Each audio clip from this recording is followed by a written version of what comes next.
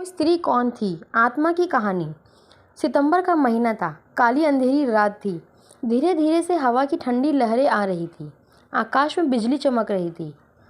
महेंद्र चाचा अपने घर से दूर अपने खेतों में खाट में सोए हुए थे। उनका खेत गांव के तालाब के पास था। बारिश के कारण पूरा तालाब भर गया था और खेत में घास भी ज़्यादा हो गई थी। उसके कारण अंधेरे में यहाँ सब ज़्यादा डरावना लग रहा था।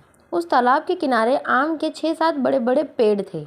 आम के पेड़ की डालियों की आवाज़ भी काफ़ी डरावनी लग रही थी। अचानक खेतों में बंधी हुई भैंसें उन्हें चिल्लाना शुरू कर दिया। महेंद्र चाचा को पता ही नहीं चल रहा था कि आखिर यह भैंस ऐसा क्यों कर रही है। उन्हें लगा कि शायद ठंडी के कारण यह भैंस ऐसा कर रही होंगी। इसीलिए महेंद्र चाचा के खेत में चिमनी जलाई। उस चिमनी के उजाले में महेंद्र चाचा की नज़र उनके खाट पे पड़ी। उन्होंने देखा कि एक स्त्री उनकी खाट पे बैठी है। यह देखकर उनका शरीर डर के मारे कांपने लगा। उसी वक्त आकाश में बिजली का तेज झटका हुआ। वैसे तो महेंद्र चाचा बहादुर थे, लेकिन आज उन्हें भी थोड़ा डर लग रहा था। उसी वक्त काका ने आग में सूखी घास डाली और आग को ज़्यादा बढ़ाया। इसकी वजह से वो औरत ठीक से दिखाई दे रही थी। महेंद्र चाचा ने तापने के साथ बैठे बैठे ही आवाज़ लगाई, कौन है वहाँ? और सामने से कोई जवाब नहीं मिला। इसलिए काका अचंभित रह गए। उनकी समझ में कुछ नहीं आया। काका खड़े हो गए। इसलिए महेंद्र काका ने सोचा कि अब डरने से कुछ नहीं होगा, मुझे हिम्मत से काम लेना पड़ेगा, क्योंकि जो डर गया समझो वो मर गया। चाचा ने एक बड़ी लकड़ी हाथ में ले ली और बोले, कौन हो तुम? तुम्हें क्या लगता है कि मैं तुमसे डर गया हूँ?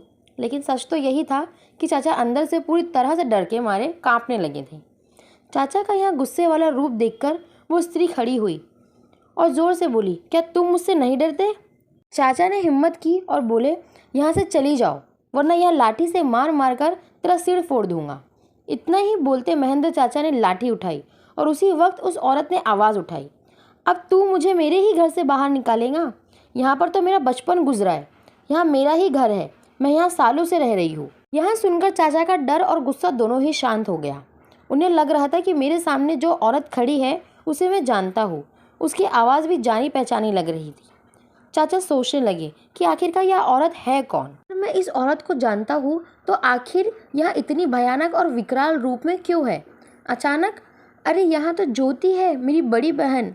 बचपन में मैं और ज्योति साथ में ही खेत में चारा काटने का काम करते थे। अब महेंद्र चाचा को पूरी बात समझ में आ गई।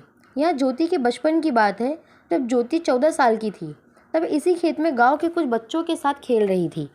दूसरे बच्चों की तरह ज्योति भी पेड़ पर चढ़कर एक डाल से दूसरे डाल पर छलांग लगा रही थी। अचानक ज्योति जिस डाल पर बैठी थी वह डाल टूट गई और ज्योति मुंह के बल नीचे गिर गई। यह देखकर सारे बच्चे डर के मारे चिल्लाने लगे। बच्चों को चिल्लाने की आवाज़ सुनकर बड़े लोग वहां पहुंचे और ज्योति को उठा के अस्पताल ले गए। लेकिन तब तक काफ़ी देर हो चुकी थी। ज्योति की मौत हो गई थी। महेंद्र चाचा को ये सारी बातें याद आ गई और वह सीधा ज्योति के पास जाके रोने लगे। जब यह बात गांव वालों को पता चली तो सारे गांव वाले चौंक उठे। वास्तव में वह ज्योति ही थी।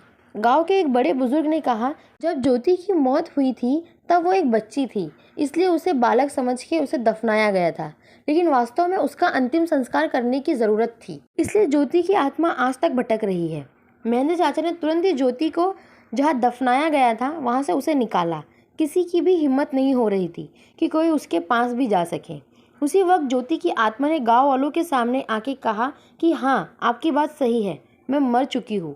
आप लोगों को मुझसे डरने की ज़रूरत नहीं है। मैं अभी भी इस गांव की बेटी हूँ, लेकिन मैं आज दिन तक भटक रही हूँ। मुझे मुक्ति दीजिए। बाद में महेंद्र चाचा ने ज्योति के शव का अंतिम संस्कार किया और उसकी आत्मा को शांति दिलाई। आप लोगों को यह कहानी कैसी लगी कृपया कमेंट करके ज़रूर बताएं।